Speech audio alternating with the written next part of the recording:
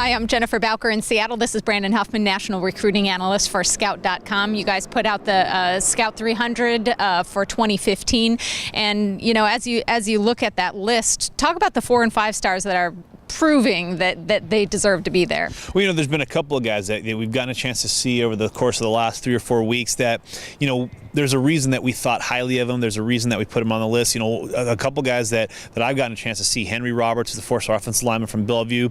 Is one of the top linemen out west in the 2015 class, and he's really, I think, raised his game this year. Last year it was about 2/3 of the way through the season where he really kind of started to emerge as a sophomore lineman.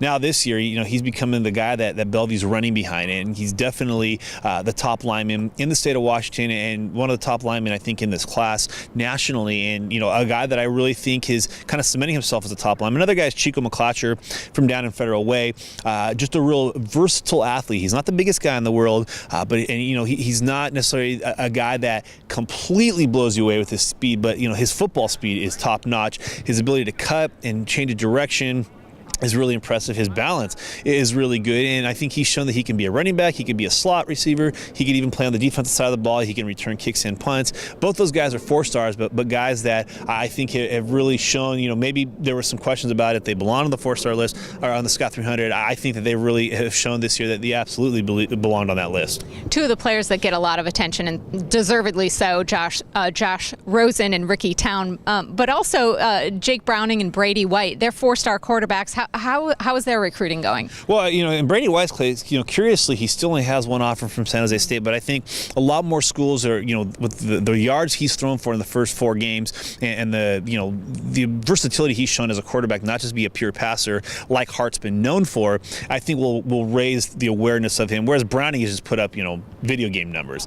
I think he had something like 7 touchdown passes in his first game as a sophomore last year, and this year he's showing that, while the system is definitely predicated on his ability to throw the ball, he's shown that he's a college-level quarterback with a ton of touchdowns. They're a top 5-6 team in the state of California with an impressive win over Granite Bay, who won the state championship.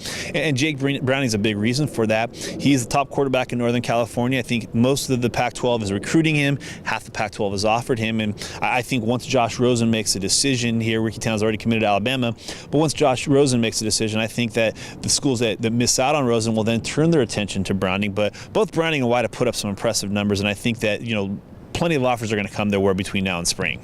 Well, certainly we know that the 2015 class is loaded with quarterbacks, but also so much other talent at some of the other positions. Talk about some of the talent that maybe as you look at that list and you look at these players out there in the early season that you think maybe are underrated. Well, I think one guy, Northern California, another one is Isaiah Langley at Foothill High School. He's got a couple of offers. He's kind of on the lower end of the Scout 300, but when we saw him in the spring, we really liked him. There were just some questions about, his durability. He had decent size, but wasn't that big, and you wanted to see him in pads and watch some more film on him. Well, he's showing this year that he's got plenty of durability, and he's got the physical ability to make people miss and to make some plays as a receiver. He also could flip over to the defensive side of the ball and be a pretty good defensive back, but I think offense is where his future is, and he's a guy that I think can certainly rise up the charts a little more, especially with the schedule that Foothill plays. He's going to have his chance to go up against some top-tier defenses and really stake a claim as one of the premier playmakers out on the West Coast.